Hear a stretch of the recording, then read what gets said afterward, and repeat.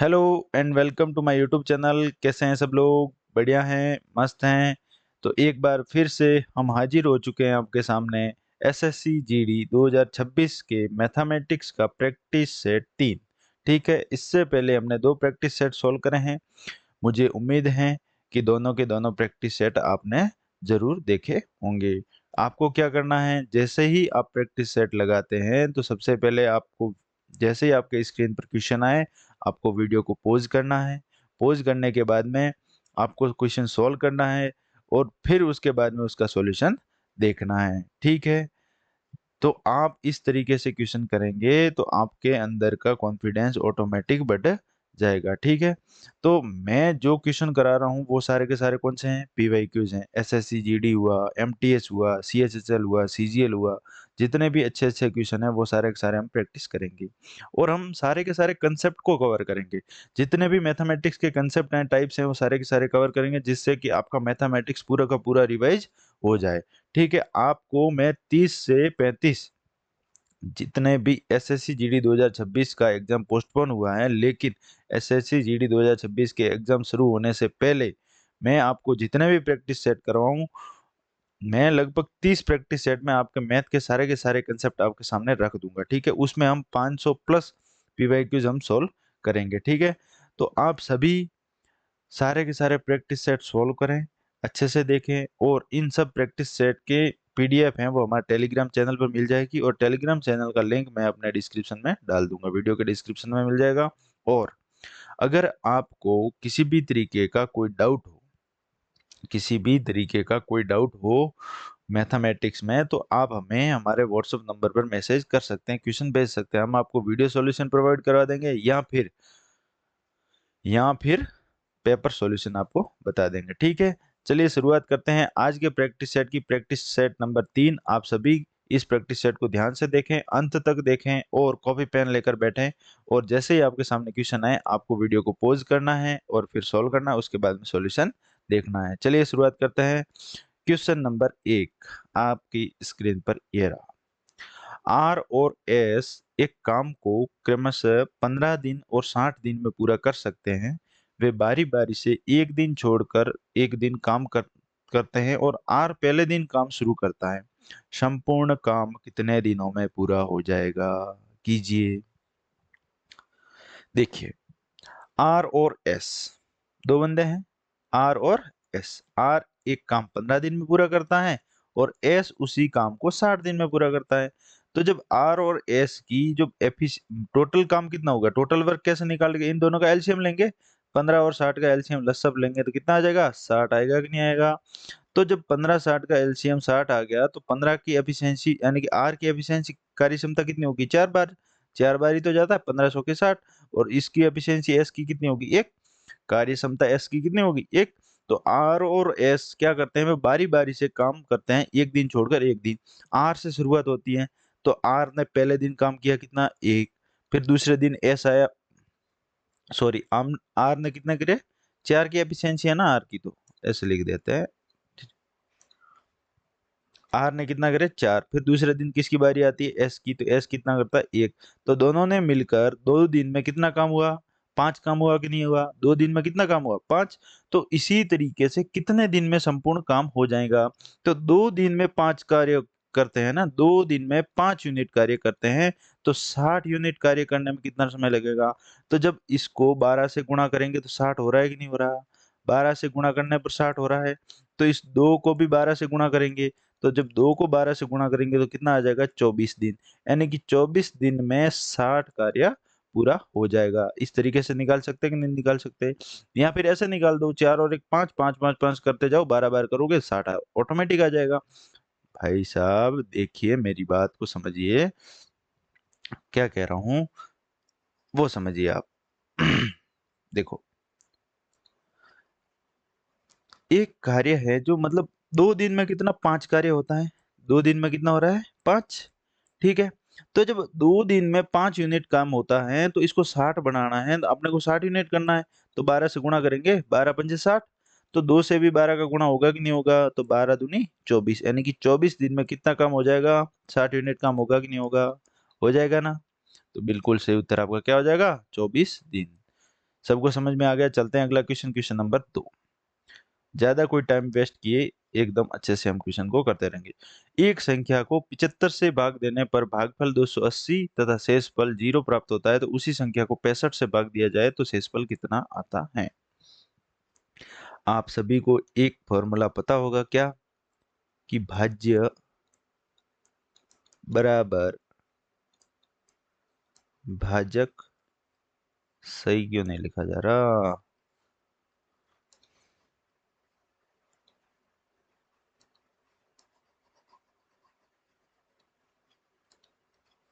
क्या था? भाज्य बराबर भागफल गुणा भाजक गुणा भागफल, है ना? भाजक गुणा भागफल प्लस शेषफल, ये तो होता है भाजक गुणा भागफल प्लस शेषफल, यही तो आपके पास सामने फॉर्मूला होता था। ठीक है, तो इसमें अपन वैल्यू रखेंगे और चेक करेंगे। एक संख्या को 78 से भाग देने, संख्या क्या है अपने भाज्य मान लेते हैं x, उसको 78 से भाग देने पर तो भाजक क्या हो गया 78, तो आपका भागफल कितना आ रहा है 280। 280 क्या आ रहा है भागफल आ रहा है, यानी कि 280 भागफल आएगा, तो और रिमाइंडर कितना बचेगा 0, तो 0 शेषफल बचेगा, तो इसका कोई मतलब नहीं है। तो x है जो आपके सामने कितना आ गया, आपके सामने जो संख्या है वो कितनी आ जाएगी, भाज्य है वो कितना आ जाएगा 78 गुणा 280। अब इसी संख्या को 65 से भाग दिया जाए तो शेषफल कितना आएगा, तो 78 गुणा 280 को ऐसे का ऐसे लिख दो। अब इसको 65 से भाग देंगे तो कितनी संख्या आएगी, तो अब 65 को अपन ऐसे नहीं लिख सकते, 78 गुणा 280 बटा 13 गुणा 5 कर सकते हैं ना। 13 से कितनी बार जाएगा, 13 छगड़ी 78, 13 छंग 78 होता है कि नहीं होता है, 6 बार। अब 5 का भाग भी इसमें जाएगा कि नहीं जाएगा, 280 में पूरी बार जाएगा कि नहीं जाएगा भाई, 280 में पूरा जाएगा कि नहीं जाएगा, 5 का भाग बिल्कुल जाएगा ना। कितनी बार जाएगा 280 में, तो 280 में पूरा भाग जाएगा इसका कितनी बार, 56 बार जाएगा, 56 56 बार। तो 56 और 6 का गुणा कर, यानी कि पूरा का पूरा भाग जा रहा है, तो शेषफल कितना आएगा अपने पास में 0, तो शेषफल क्या आएगा 0, जो कि ऑप्शन नंबर सी आपका क्या हो जाएगा आंसर। चलते हैं अगला क्वेश्चन, क्वेश्चन नंबर 3। 5 अंकों की वह सबसे बड़ी संख्या कौन सी है जो 88 से पूर्णतः विभाज्य है? इसको कैसे करेंगे, जब 88 से पूर्ण द्विभाज्य आपको कहा है ना, तो 11 गुणा 8, 11 गुणा 8 कितना होता है 88। अब इन दोनों को चेक करिए, पहले 8 का मल्टीपल चेक करिए फिर 11 का करिए। 8 का करने के लिए 8 का विभाजित अगर नियम क्या है, जो अंतिम 3 संख्या, किसी संख्या के अंतिम 3 अंकों में 8 का पूरा भाग जाएगा, तो उस पूरी संख्या में भी 8 का पूरा भाग जाएगा। इसमें जा रहा है तो इसमें जाएगा 12, 12 बार, 8 का 12 बार कितनी बार जाएगा 96, और 96 कितना बचा 3, 3 32, इसमें जा रहा है 8 का। फिर इसमें देखते हैं 8 का जा रहा है, इसमें कितना आएगा 96 2 26, 26 में 8 का नहीं जाता, तो ये आपका ऑप्शन हो गया गलत। इसके बाद में इसको चेक करते हैं, इसमें 8 का जा रहा है, तो इसमें 96 2 24, इसमें 8 का जा रहा है। फिर इसका चेक करेंगे तीनों में, इसमें जा रहा है 8 का भाग 96 फिर 8 तो जाएगा इसमें। अब चेक करेंगे 11, 11 का मल्टीप्लिकेशन रूल क्या है, 11 का जब विभाज्यता का नियम वो क्या है, 11 की भाजकता का नियम क्या है, 11 की भाजकता का नियम वो है कि कोई संख्या है आपको सामने दे रखी है ABCDEF, ये नंबर दे रखे हैं आपके सामने, तो जब ये कब 11 से विभाजित होगा, जब एक को छोड़कर एक अपने को अंक लेना है। कैसे लेना है, ए लिया फिर बी को छोड़ दिया सी लिया, फिर डी को छोड़ दिया ई लिया, ठीक है। तो इसके बाद में कितना हो गया ए सी प्लस, इन तीनों को जोड़ना है ए प्लस सी प्लस ई, और क्या करना है इसमें से घटा देना है, जो अपने छोड़ा है उनको जोड़ के घटा देना है, तो B plus D plus F, तो कितना हो जाएगा B plus D plus F, ये हुआ कि नहीं हुआ, तो A C E minus B D F, ठीक है। तो जब इन दोनों को आपस में घटाएंगे तो यहाँ तो इनको घटाने पर 0 आना चाहिए या 11 आना चाहिए, या 11 का कोई मल्टीपल आना चाहिए, तो क्या हो जाएगा आपका आंसर, यानी कि जो आपके सामने संख्या आएगी वो अगर 0 आए या 11 आए तो वो पूरी की पूरी संख्या क्या हो जाएगी 11 से मल्टीपल हो जाएगी। तो चेक करते हैं पहला का पहला, देखिए 9, 9 कितने हो गए 18 और 2 20, ठीक है, तो 20 माइनस 9 और 9 18, तो 18 में 20 में से 18 को घटाएंगे 2, तो 0 11 तो आया नहीं, तो ये संख्या क्या होगी आपकी 88 से विभाजित नहीं है। अब इसको चेक करेंगे 9, 9 कितने हो गए 18, 18 और 4 22, ठीक है, 22 माइनस 9 और 8 26, तो 22 में से 26 को घटाएंगे तो फिर वही आ गया 4, तो 4 भी ये भी 11 से विभाजित नहीं है तो ये संख्या भी कैंसिल। तो आपका ऑटोमेटिक आंसर कौन सा हो जाएगा? डी हो जाएगा। देखिए चेक करो, 9 और 9 कितने हो गए? 18 और 8, 18 और 8 कितने होते हैं? 26, माइनस 9 और 6 कितना होता है? 15। 26 में से 15 को घटाएंगे तो कितना आएगा? 11 आया क्या? नहीं आएगा? बिल्कुल। तो ऑप्शन नंबर डी आपका क्या हो जाएगा? सही हो जाएगा। चलते हैं अगला क्वेश्चन, क्वेश्चन नंबर 4। सबको समझ में आ रहा है? बिल्कुल आना भी चाहिए। देखिए, 3 नापने वाले टेप क्रमशः 64 सेंटीमीटर, 72 सेंटीमीटर और 96 सेंटीमीटर लंबे हैं। वह सबसे कम लंबाई क्या है जिसे इनमें से किसी भी टेप द्वारा सटीक रूप से मापा जा सकता है? तो 3 मापने वाले आपके सामने टेप हैं, 64 सेंटीमीटर, 72 सेंटीमीटर और 96 सेंटीमीटर। इसने क्या पूछा है कि वह सबसे कम लंबाई क्या है? वह सबसे कम लंबाई कौन-सी है जिसमें क्या है कि ये तीनों टेप, जब इन तीनों टेपों से हम नापें ना, तो उसमें कंप्लीट यानी कि सटीक नाप अपने को प्राप्त हो। तो संख्या तो वही होगी ना, कि सबसे छोटी संख्या वही ज्ञात करनी है जिसमें 64, 72 और 96 का पूरा भाग जाए। तो अपने को ज्ञात क्या करना है? इन तीनों का एलसीएम ही लेना है, तो वो संख्या आ जाएगी जिसमें सटीक रूप से माप अपने को प्राप्त हो जाएगा, सटीक रूप से जिसको मापा जा सकता है। यानी कि 64, 72 और क्या है 96। 64 को क्या लिख सकते हैं? 8 गुणा 8। फिर इसको 72 को 8 गुणा 9 और फिर 96 को क्या लिख सकते हैं? 8 गुणा 12, 12 आठे होता है ना, तो 12 को कैसे लिखते हैं? 3 गुणा 4। ऐसे लिख सकते हैं कि नहीं लिख सकते? अब इनका एलसीएम लेना है तो कैसे लेंगे? 8 8 8 कॉमन आ गया 8। फिर इसके बाद में इधर लिख दें 8, एक और बचा है तो ये 4 भी इसमें आ जाएगा, तो ये आ गया 8 और। ठीक है, इसके बाद में 9, तो ये 3 भी इसमें शामिल हो जाएगा। तो क्या आएगा? 8 8 64, 64 को 9 से गुणा करेंगे तो कितना आ जाएगा आपके सामने? 5 7 6, 9 चौक 36, 6 और 9 9 छंग 54 और 3 57। आ गया कि नहीं आ गया? 5 7 6। तो ऑप्शन नंबर सी आपका क्या हो जाएगा? आंसर हो जाएगा। सबको समझ में आ गया?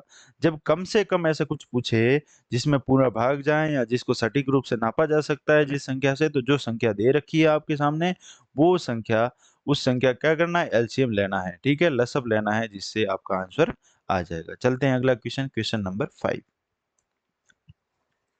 दो संख्याओं का एचसीएफ, महत्तम समापवर्तक, एचसीएफ दे रखा है कितना? 12।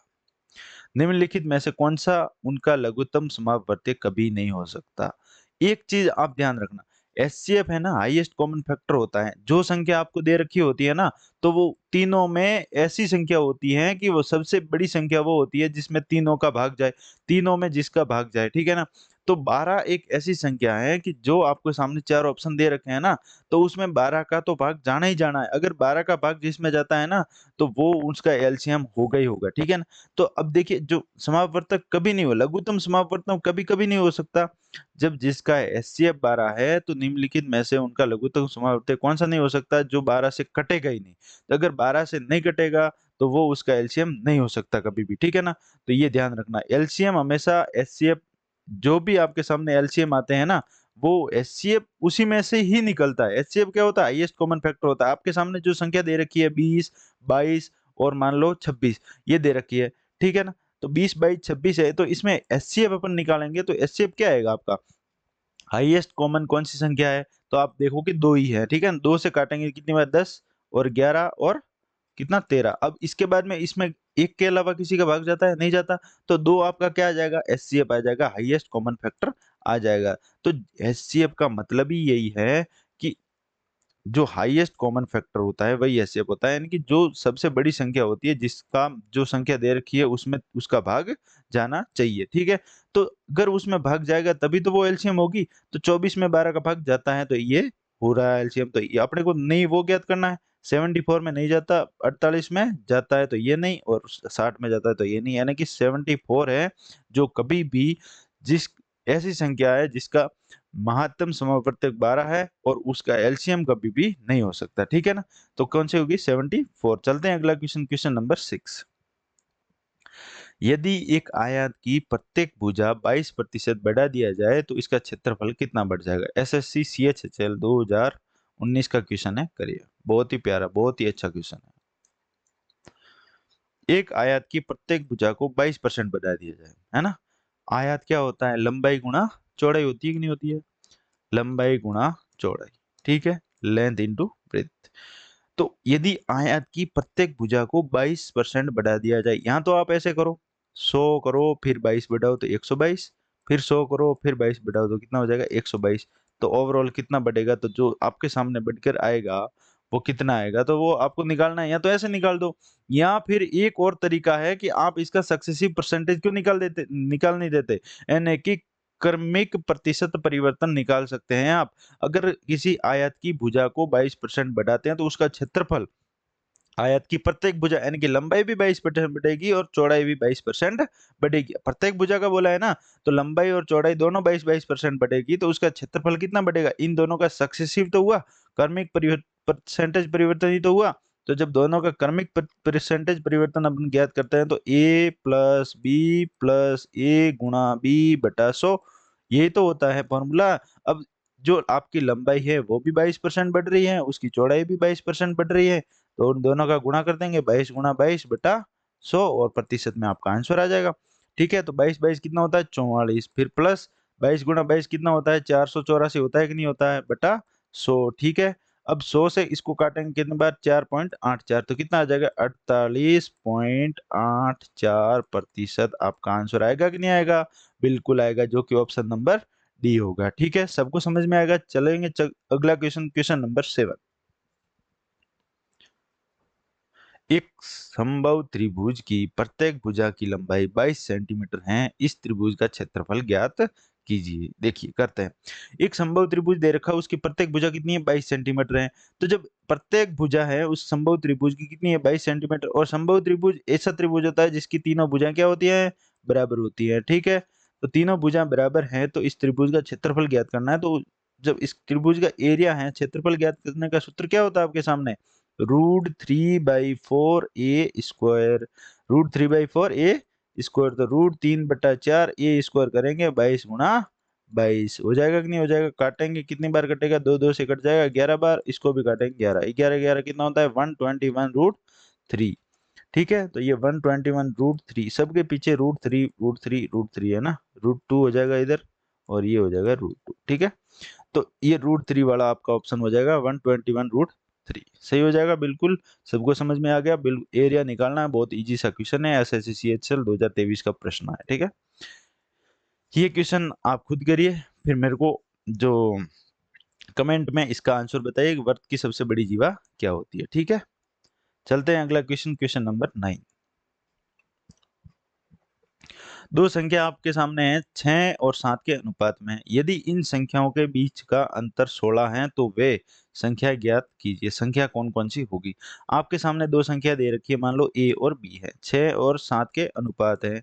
अब इन दोनों का अंतर कितना दे रखा है, इन दोनों का अंतर कितना है एक्चुअली में 1 यूनिट। 1 यूनिट की वैल्यू कितनी दे रखी है 16, 16 है तो कितना गुणा हो गया 16 गुणा, तो ये दोनों आपस में कितनी होगी 16 16 गुणा ही तो होगी, तो 16 गुणा 16 छंग 96 और 16 सत्ते 16 सत्ते 112, यानी कि 96 और 112 आपका क्या हो जाएगा आंसर हो जाएगा ऑप्शन नंबर ए। चलते हैं अगला क्वेश्चन, क्वेश्चन नंबर 10। 720 विद्यार्थियों वाले एक स्कूल में लड़कों और लड़कियों का अनुपात कितना है 3:5। यदि 18 नई लड़कियों को स्कूल में प्रवेश दिया जाता है तो कितने नए लड़कों को स्कूल में प्रवेश दिया जाना चाहिए जिससे लड़कों और लड़कियों की संख्या का अनुपात बदलकर 2:3 हो जाए। बहुत ही प्यारा क्वेश्चन है, एसएससी सीपीओ 2023 का क्वेश्चन है, थर्ड शिफ्ट का, बहुत ही प्यारा है। ऐसे क्वेश्चन भी आपको एक आध क्वेश्चन एग्जाम में देखने को मिलेंगे, तो हम ऐसे क्वेश्चन भी प्रैक्टिस करेंगे जिसकी आपके एग्जाम में ऐसी लैंग्वेज के अगर क्वेश्चन आए तो वो भी आप अच्छे से जल्दीबाजी में बहुत ही जल्दी में आप क्वेश्चन कर ले उनको। ठीक है, आपके पास में समय बहुत सफिशियंट होता है, तो समय को ध्यान में रखते हुए आपको क्वेश्चन है वो करना है। तो जब क्वेश्चन आप पहले से कर रखे होंगे इस टाइप के क्वेश्चन, तो आप जब एग्जाम में इस टाइप को क्वेश्चन फेस करेंगे तो आपको किसी भी तरीके की कोई दिक्कत नहीं होगी, आराम आराम से क्वेश्चन करेंगे। तो ध्यान से समझिए मैं क्या बता रहा हूँ वो। ठीक है, टोटल स्टूडेंट हैं वो कितने हैं 720, समझ आया। अब 720 में से लड़कों और लड़कियों के अनुपात कितना है, बॉयज और गर्ल्स, ठीक है, कितना है 3:5। तो टोटल कितने हुए 8 हुए कि नहीं हुए, तो 8 की वैल्यू तो दे रखी है, 8 की वैल्यू कितनी दे रखी है 720, तो कितने गुणा है 90 गुणा ही तो हुआ, 8 9 72 90 गुणा है। ठीक है, तो बॉयज कितने हुए, तो आपके पास में बॉयज कितने हुए, 90 गुणा 3 होते कितने हो गए 270। तो लड़कियां कितनी हुई, तो 5 गुणा 90 करेंगे तो 450, 450 हुए, 9 पंजे 45, 450, ठीक है। 450 तो लड़कियां और 270 क्या हो गए लड़के, तो 720 आ रहा है आपके सामने, बिल्कुल ठीक है। अब देखिए अब क्या बोला, 18 नई लड़कियां प्रवेश करती हैं तो स्कूल में प्रवेश 18 नई लड़कियों को प्रवेश दिया जाता है। अब 450 तो पहले से लड़कियां हैं, 18 को दे दिया तो कितनी होगी 468 हुई कि नहीं हुई, 468 है कि नहीं हुई। तो जब 450 लड़कियां हैं उसमें 18 लड़कियों को और नया प्रवेश दिया जाता है तो 468 हो गई। अब क्या है कि जब कितने लड़कों को प्रवेश स्कूल में प्रवेश दिया जाना चाहिए जिससे लड़कों और लड़कियों के अनुपात बदलकर 2:3 हो जाए। पहले 3:5 था, अब बदलकर 2:3 हो जाए, यानी कि कितने लड़के ऐसे हैं जिनको अगर एडमिशन दे तो उससे क्या हो जाए, लड़कों और लड़कियों का अनुपात 2:3 हो जाए, ठीक है। तो आपको जो लड़कियां हैं कितने यूनिट हो गए, 3 यूनिट, तो 3 यूनिट की वैल्यू कितनी दे रखी है 468। तो ये कितना गुना है, तो ये कितना गुना, ये कितना गुना हो गया, एक बार, 4 में फिर एक 16, 16 में कितनी बार 5 बार, ठीक है। फिर कितना 18, यानी कि 156 गुना है, कितना है 156 गुना। तो ये 156 गुना है तो ये भी 156 गुना आएगा कि नहीं आएगा, तो 2 का 156 गुना करेंगे तो कितना हो जाएगा, 2 156 कितना होगा 312, यानी कि लड़कों की संख्या कितनी बढ़ी है, 30 और 12 कितने होते हैं 42, यानी कि 42 लड़के बढ़े कि नहीं बढ़े। बिल्कुल प्यारा क्वेश्चन है, बहुत ही अच्छे से मैंने आपको समझाया और समझ में आना चाहिए। 42 आपका क्या आ जाएगा, आंसर आ जाएगा। और बहुत अच्छा क्वेश्चन है ये, आपको एग्जाम में आएगा ना तो आपको ऐसे घबराना नहीं है, ऐसे ही करना है बिल्कुल इजी वे में। अगर आपको समझ में नहीं आया कमेंट में बताएं, मैं अगली क्लास में फिर से आपको एक बार समझा दूंगा, ठीक है। चलते हैं अगला क्वेश्चन, क्वेश्चन नंबर 11। यदि कुल वस्तुओं का 80% 20% के लाभ पर बेचा जाता है और शेष वस्तुओं को 30% की हानि पर बेचा जाता है तो कुल लाभ प्रतिशत कितना होगा, ज्ञात कीजिए। अब आप इसको वेटेड एवरेज से कर सकते हैं, डेविएशन से कर सकते हैं, ठीक है ना। कैसे करेंगे वो देखिए। यदि कुल वस्तुओं का 80%, कुल वस्तुओं का 80% यानी कि 100 टोटल वस्तु है, ठीक है, उसमें से 80% यानी कि 80% और कितने हो गए 20%, ऐसे ही तो बांटा है, ठीक है। जब इनका अनुपात लेंगे तो कितना आ जाएगा, ये 20-20 से कटेगा कि नहीं कटेगा, ये 4 बार और ये 1 बार कट गया। अब क्या बोला है कि जो ये 20% वस्तु हैं इनको 80% वस्तु हैं इनको 20% के लाभ पर बेचा जाता है, 20% के प्रॉफिट पर बेचा जाता है, ठीक है। और जो शेष वस्तुएं हैं यानी कि शेष कितनी हुई है 20% वस्तुएं, इनको 30% की हानि पर बेचा जाता है, यानी इनको 30% की हानि पर बेचा जाता है। तो ये औसत भारित यानी कि वेटेड एवरेज से हम निकालेंगे। तो भारित औसत से कैसे परसेंटेज निकालते हैं वो देखिए। वेटेड एवरेज 4 का 20 से गुणा करेंगे, यानी कि इन पहले तो इन संख्याओं का गुणा करो और टोटल का भाग दे दो, औसत निकल जाएगा, नहीं निकल वही तो निकालना, कुल लाभ प्रतिशत निकालना है अपने को। ओवरऑल इफेक्ट निकालने के लिए या तो डेविएशन करो या वेटेड एवरेज, आपको सभी को पता होगा, आप सभी ने पढ़ा होगा, ठीक है ना। अगर नहीं पढ़ा है तो हमारी क्लासेस दे रखी हैं यूट्यूब पे परसेंटेज की, आप डिटेल में उनको भी देख सकते हैं, तो आपके समझ में आ जाएगा। पर्टिकुलर डेविएशन ही पढ़ना है तो वो भी आपको दे रखा है, वही आप पढ़ सकते हैं, ठीक है ना। 4 और 1 देखिए, 4 जो है नहीं आपका 80% है उसको 20% के प्रॉफिट पे, तो 4 गुणा 20 करेंगे तो कितना आ जाएगा 80% आएगा कि नहीं आएगा, ठीक है। इसमें आपको जोड़ना है कितना, ये माइनस हो जाएगा, माइनस है तो माइनस हो जाएगा, कितना हो जाएगा 30, तो ये 30% माइनस कर देंगे, टोटल का भाग देना है, कितना है टोटल 5, 4 और 1 5 यूनिट तो हो गया। तो अब इसका भाग देंगे कितना आ जाएगा आपके सामने 50% आएगा कि नहीं, 80 में से 30 50%, 5 का भाग देंगे कितना आ जाएगा 10%, क्या आ जाएगा आंसर आ जाएगा। देखते हैं ऑप्शन नंबर डी आपका क्या हो जाएगा आंसर 10%। चलेंगे अगला क्वेश्चन, क्वेश्चन नंबर 12। ये तो आपको हर जगह देखने को मिलता है, मध्य अनुपाती, तृतीय अनुपाती और चतुर्थ अनुपाती। जब आप मैंने पहली पहले प्रैक्टिस सेट में भी इस तरीके के क्वेश्चन का मतलब फॉर्मूले बताए थे, जब आपको तृतीय अनुपाती ज्ञात करना होता है ना, तृतीय समानुपाती, तो आप कैसे निकालते हैं उसको, बी स्क्वायर बटा ए, ये फॉर्मूला होता है आपके सामने, ठीक है। अगर मध्य अनुपाती निकालना है आपको तो उसके लिए फॉर्मूला क्या होता है, रूट ए बी, ठीक है। और चतुर्थ अनुपाती आपको निकालना है तो उसके लिए आपके सामने फॉर्मूला होता है बी सी बटा ए, ठीक है। सबको समझ में आ रखा है, ये क्वेश्चन आप सभी को पता होगा, ठीक है ना। तो ये ज्यादा बताने की जरूरत नहीं है। तो देखिए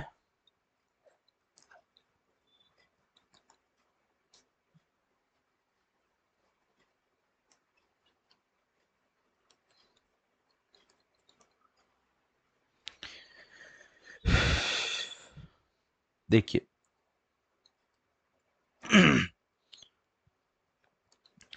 12 क्या 12वां क्वेश्चन किया 4 और 900 का मध्य अनुपाती ज्ञात करना है। तो मध्य अनुपाती का फॉर्मूला क्या होता है, रूट ए बी। ठीक है, यही तो होता है। तो आपको मध्य अनुपाती ज्ञात करना है तो रूट ए बी का मान रख देंगे 4 गुणा 900। तो ये 4 है वो किसका स्क्वायर रूट है, तो 2 का। 900 किसका है, 30 का। तो 30 गुणा 2 कितना आ जाएगा, 60 आ जाएगा कि नहीं आ जाएगा। तो ऑप्शन नंबर ए आपका आंसर हो जाएगा। चलेंगे अगला क्वेश्चन, क्वेश्चन नंबर 13। 13% और 19% की क्रमिक छूट किस एकल छूट के बराबर होती है। बहुत ही अच्छा क्वेश्चन है। वही मैंने अभी फॉर्मूला बताया ना आपको। कौन सा, कौन सा नहीं पता आपको। देखिए ये वाला फॉर्मूला, यही फॉर्मूला लगेगा। बस छूट है तो इधर माइनस आ जाएगा बस। क्रमिक छूट आपको निकालनी है। क्या निकालनी है, क्रमिक छूट निकालनी है। जब A% और B% की दो छूट दे रखी हो तो क्रमिक एकल छूट किसके बराबर होगी, तो वो निकालनी है। तो वो किसके बराबर होगी, तो A प्लस बी करना है, माइनस A गुणा बी बटा 100। ऐसे फॉर्मूले को याद रखना। जब आपको छूट का कहे तो इधर माइनस लगा देना है, और प्रतिशत परिवर्तन हो तो प्लस का प्लस ही रहेगा, कोई दिक्कत नहीं है। ठीक है, सभी इस फॉर्मूले को नोट कर दें।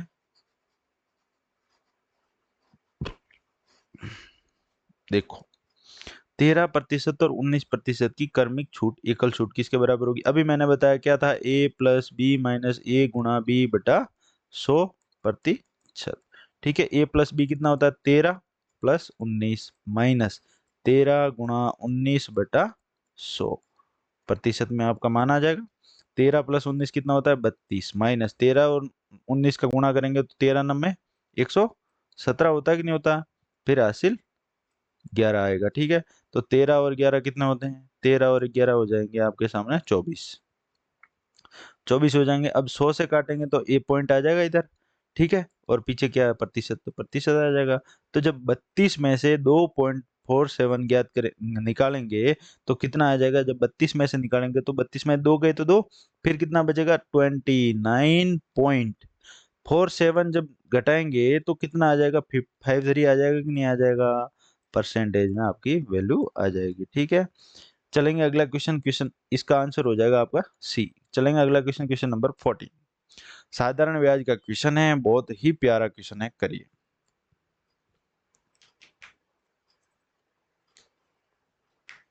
देखिए साधारण ब्याज पर कोई राशि है, धनराशि 2 वर्षों में 900 रुपये और 4 वर्षों में 1080 रुपये हो जाती है। तो वार्षिक ब्याज दर ज्ञात कीजिए। तो पहले तो आपके पास में प्रिंसिपल होगा, वो 2 वर्ष में बढ़कर, यानी कि 2 वर्ष में बढ़कर कितना हो गया, 900। ठीक है, फिर फिर 2 वर्ष में जो साधारण ब्याज प्राप्त हुआ उससे बढ़कर कितना हो जाएगा, तो ये 2 वर्ष बाद हो जाएगा, ये कितना हो जाता है 1080। यानी कि यहाँ से ये कितना जाता है, यदि 4 वर्ष बाद ही तो है, ये 4 वर्ष बाद ही तो है शुरुआत के मुकाबले में। तो जब पहले 2 वर्षों में और अगले 2 वर्षों में, तो जो सिंपल इंटरेस्ट है तो वो तो समान समान ही तो प्राप्त होगा। तो 900 से 1080 हो रहा है, तो प्लस 1080 तो हो रहा है, ये प्लस 180 तो हो रहा है। तो जब इसमें प्लस 900 में प्लस 180 करते हैं तो 1080 2 साल का मतलब जो ब्याज है अपने सामने कितना आता है, 180। तो जब इसमें भी 180 इसमें से घटा देंगे, तो जब 180 900 में से घटा देंगे तो आपके सामने जो 720 है वो प्रिंसिपल आएगा कि नहीं आएगा, प्रिंसिपल आएगा कि नहीं आएगा। तब 720 प्रिंसिपल है तो आपको ब्याज दर ज्ञात करनी है। तो 720 प्रिंसिपल है, मूलधन है, मूलधन पे ब्याज कितनी है आपके, तो ब्याज दे रखी है। तो 2 साल की 180 है तो 1 साल की कितनी हो गई, 90 हुई कि नहीं हुई। और गुणा 100 करेंगे तो ब्याज रेट नहीं आ जाएगी, प्रतिशत में आएगी। 0 से 0 कटा 9 से 8 बार, तो आया कितना, 100/8। तो 100/8 कितने बार जाता है, 12, 12 8 96, और 4 बचेगा, कितना बचेगा फिर, तो कितना हो जाएगा 12.5%, यानी कि 12.5%। क्या आ जाएगा आपका आंसर, ऑप्शन नंबर बी। सबको समझ में आ गया। चलते हैं अगला क्वेश्चन, क्वेश्चन नंबर 15। 9,000 रुपये 80% की वार्षिक दर से चक्रवृद्धि ब्याज पर अर्धवार्षिक रूप से संयोजित हैं, उधार दिए जाते हैं 12 महीने का चक्रवृद्धि ब्याज कितना हो जाएगा? ऑप्शन इसमें नहीं है शायद, क्या? ठीक है, करिए इस क्वेश्चन को, फिर मैं बताता हूँ।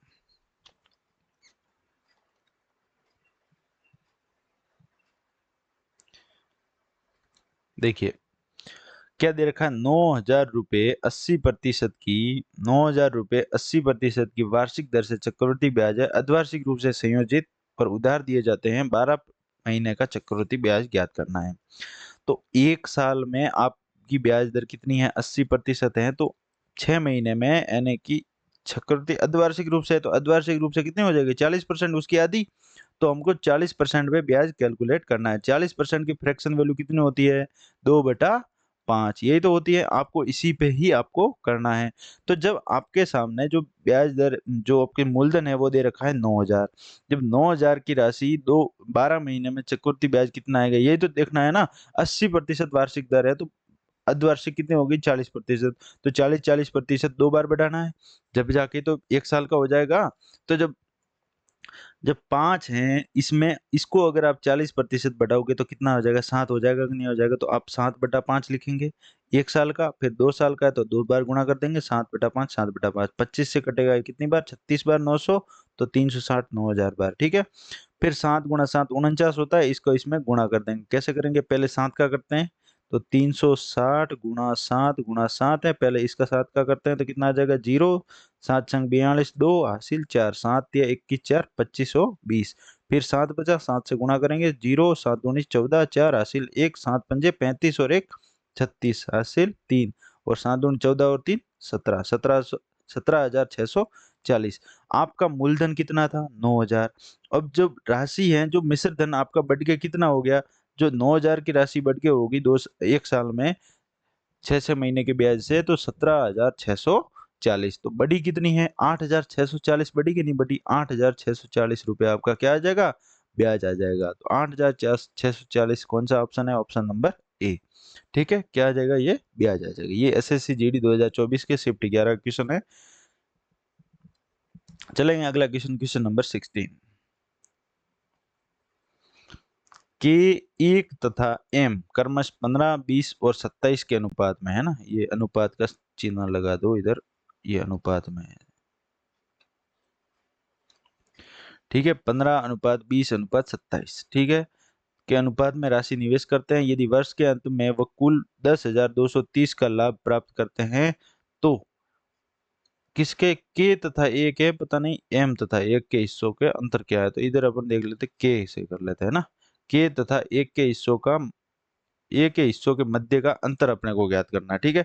तो के, एक और एम क्रमश 15, 20 और 27 के अनुपात में निवेश करते हैं। आप सभी को पता है कि जब यदि वह वर्ष के अंत में एक साल के लिए निवेश कर रहे हैं, तो जो निवेश जिस अनुपात में कर रहे हैं, तो उसी अनुपात में उनका क्या हो जाएगा, प्रॉफिट बांट देंगे, ठीक है। तो 15, 20, 27 कितना होता है, 15 और 20 कितना हो जाएगा, 35, 35 में जब 27 जोड़ेंगे, 35 प्लस 27 करेंगे, 35 20 55, 55 27, 55 प्लस 7 करेंगे तो 62, और 62 की वैल्यू दे रखी एक 10,230। 10,230 में 62 का भाग देंगे तो कितनी बार जाएगा, 10,230। 62 का भाग 2 से काटेंगे कितनी बार, 31 बार। इसको 2 से काटेंगे 5, 5,115 आएगा कि नहीं आएगा, 5,115 आएगा कि नहीं आएगा। 10,230 है, तो जब इसको काटेंगे तो कितने बार, 2 से काटेंगे तो 5,115 ही तो आएगा, 5,115, ये एक और आ जाएगा, ठीक है। तो 5,115 को जब 31 से काटेंगे तो कितनी बार कट रहा है, देखिए ये अपने पास में कितना, 31 है, 31 से काटेंगे एक बार, ठीक है। 31 से एक बार काटेंगे 20, कितना आ जाएगा, 201। फिर 31 से काटेंगे, 31 का भाग कितनी बार जाएगा, 6 बार। 31 गुणा 6 कितना होता है, 6, 6 तिया 18, 186। 6 बार जाएगा तो 186। अब बचा कितना, ये 14 और 15, 14 और 15 कितने होते हैं, 14 प्लस 15, 14 प्लस 15 को जोड़ेंगे तो कितना होता है, 29, यानी कि 290। इसमें भी नहीं जा रहा, कहीं तो गड़बड़ हो रही है। सही तो है, देखिए कैलकुलेशन का मिस्टेक करी है अपन ने यहाँ पर। वापस से एक बार फिर से भाग देंगे इसको, कहाँ गया?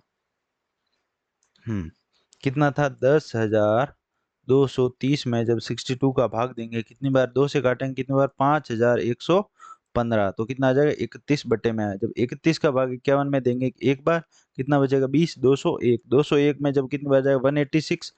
तो 6 बार देंगे तो 186, 186 बचेगा कितना? 14 और 1 15, 15 में 5 बचेगा, पीछे आ जाएगा 155, 155 में जब 31 का देंगे तो कितनी बार जाएगा? 5 बार। तो 165 क्या आ जाएगा आपका? ये आ जाएगा एक का हिस्सा, ठीक है ना? एक यूनिट का हिस्सा कितना आएगा? 165। अब क्या बोला है? के और एक के बीच में डिफरेंस आपको पूछा है, के और एक का डिफरेंस है ना। तो के और एक कितना हो जाएगा? 15 और 20, यानी कि 5 का डिफरेंस पूछा है। तो 5 का डिफरेंस कितना हो जाएगा? 15 और 20, यानी कि 20 में से एक, हाँ 5 आ जाएगा। तो 5 कितना हो जाएगा? 5 का 165 में गुणा कर देंगे तो कितना आपके सामने आंसर आ जाएगा?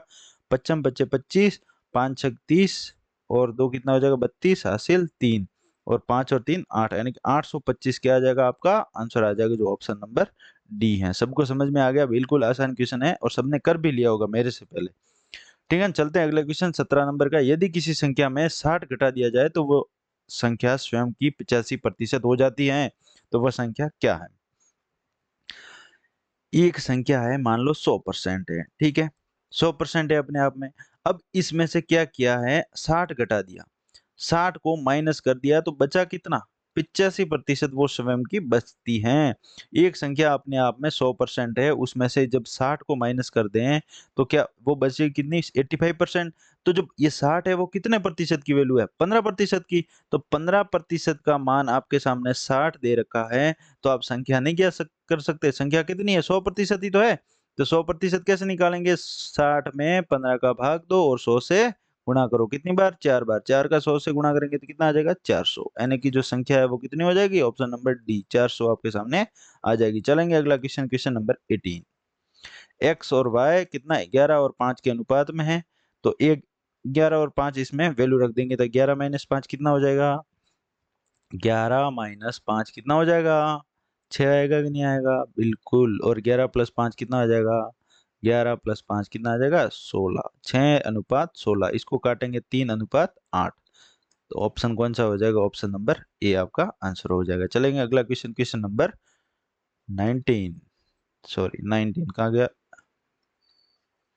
डायरेक्ट 20 कैसे आ गया? ये 19 है ना।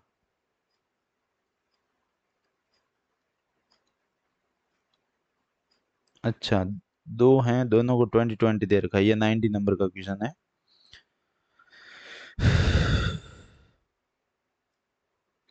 19, ठीक है। 25 श्रमिक एक दीवार को 10 दिन में बना सकते हैं। 25 श्रमिक हैं आपके सामने और एक दीवार को वो 10 दिनों में बनाते हैं। कितने दिनों में? 10 दिनों में। तो आपके सामने एक फॉर्मूला पता है, M1W1H1, यही तो है कि जितना मैन पावर है, काम M1H1 और W1, वर्कर कितने हैं और कितने घंटे काम करा, और जो आपके जब में टोटल वर्क है वो आ जाएगा। M1T1 और H1 जो भी हैं वो आ जाएगा। उसके बाद में वापस मैं बता रहा हूँ,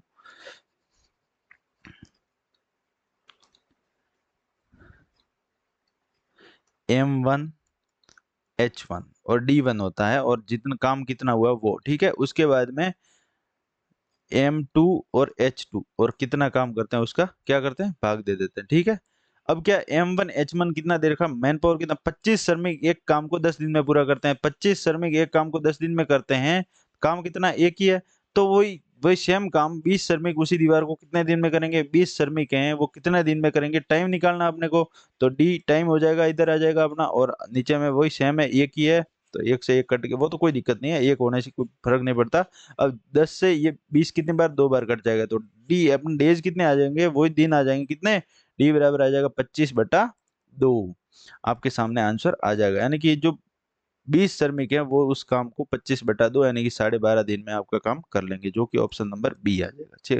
ठीक है, सबको समझ में आ गया। चलेंगे अगला question, question number 20, last question है आज के प्रैक्टिस सेट का।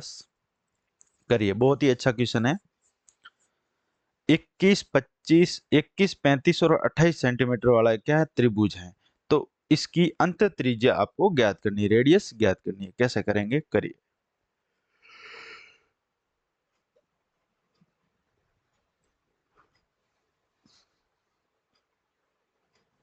देखिए 21 35 53, 21 35 28 देखकर आपको मतलब एक दिमाग में घंटी नहीं बज रही, आपको एक ट्रिपलेट याद नहीं आ रहा? कौन सा ट्रिपलेट? 3 4 5 वाला ट्रिपलेट याद नहीं आ रहा? कैसे? जब 3 को 7 से गुणा करो कितना आएगा? 21, 4 को 7 से करो कितना आता है? 28, और 5 को 4 से गुणा करो कितना आता है? 35। 21 28 35 यही तो है, 21 28 35। तो ये समकोण त्रिभुज ही तो हुआ 21 28 35 वाला, 21 28 35 भुजा वाला समकोण त्रिभुज ही है। तो ये इसके अंदर एक सर्कल दे रखा है और इसकी क्या ज्ञात करनी है आपने को? त्रिज्या ज्ञात करनी है। ये रेडियस अपने को ज्ञात करनी है, इन रेडियस आपको अंत त्रिज्या ज्ञात करनी है। तो वो कैसे निकालेंगे? तो जब अंत त्रिज्या निकालने का आपके सामने फॉर्मूला होता है लंब प्लस आधार माइनस कर्ण बटा 2। तो आपके सामने निकल के क्या आ जाएगी? रेडियस। रेडियस का मान कितना हो जाएगा? लंब प्लस कर्ण कितना होता है? 28 प्लस 21 माइनस 35 बटा कितना आ जाएगा? 2। तो 21 में से 35 को घटाएंगे तो बचेगा कितना? 28 माइनस 21 35 कितना हो जाएगा? 14 बटा 2, यानी कि बचेगा कितना? 14 बटा 2 कितना हो जाएगा? 7 सेंटीमीटर आपकी क्या आ जाएगी? रेडियस आ जाएगी, जो ऑप्शन नंबर बी। तो आज जो हमने 20 क्वेश्चन करे हैं वो सब आप सभी को समझ में आए, बिल्कुल समझ में आ जाने चाहिए। और आप सभी का कितना स्कोर रह रहा है वो मेरे को कमेंट बॉक्स में जरूर बताएं, ठीक है? तो आज की प्रैक्टिस सेट में इतना ही, मिलते हैं अगले प्रैक्टिस सेट 4 में। तो तब तक आप अच्छे से पढ़ें, अच्छे से तैयारी करें। आपका एग्जाम पोस्टपोन हुआ है, आपकी तैयारी पोस्टपोन नहीं होनी चाहिए, ठीक है? तैयारी कंटिन्यू ही चलनी चाहिए। चलो मिलेंगे अगली क्लास में। Thank you very much. जय हिंद।